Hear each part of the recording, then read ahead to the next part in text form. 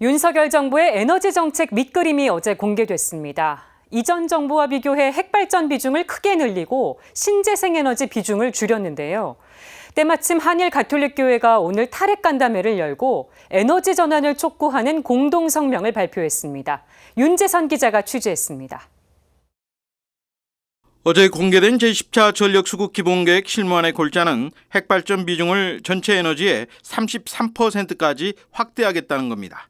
이전 문재인 정부가 내놨던 2030년 온실가스 감축 목표의 핵발전 비중과 비교하면 9%포인트 가까이 늘어난 수치입니다.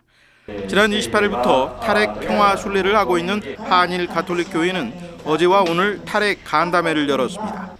발제자로 나선 석광훈 에너지 전환 포럼 전문위원은 후쿠시마 핵발전 사고와 우크라이나 사태에서 보듯 가동 중인 국내 핵발전소 모두 전쟁이나 재난의 위협으로부터 매우 취약한 상황이라고 진단했습니다.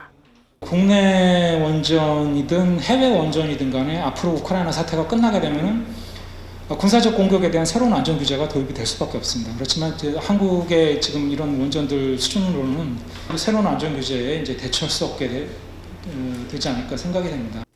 석 의원은 후쿠시마 핵발전 사고 이후 지난 11년간 국내 핵발전소 24기에 들어간 안전설비 개선 비용은 1,400억 원가량이지만 이는 일본의 핵발전소 한 기에도 미치지 못할 정도로 턱없이 부족한 금액이라고 설명했습니다.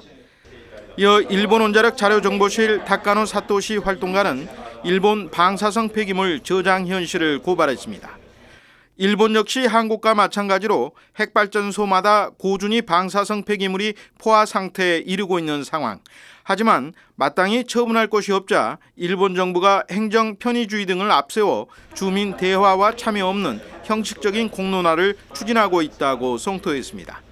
그러면서 한국처럼 종교 시민단체의 연대와 참여가 지속적으로 이루어질 필요가 있다고 밝혔습니다. 간담회를 마친 한일 탈핵 평화 순례 참가자들은 서울 명동대성당 일대를 돌며 탈핵 캠페인을 펼쳤습니다.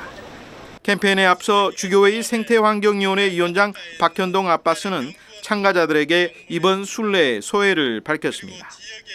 이 전기의 편안함 뒤에는 핵발전소 주위에 고통받는 이웃들, 그리고 핵발전소에서 나오는 삼중수소나 여러 가지 방사선으로 건강에 심대한 손상을 입고 있는 그분들의 고통을 느낄 수가 있었고, 캠페인을 마친 한일 탈핵 평화 순례단은 핵발전은 기후위기의 해결책이 결코 될 수 없다며 진정한 에너지 전환을 촉구하는 공동 성명을 발표했습니다.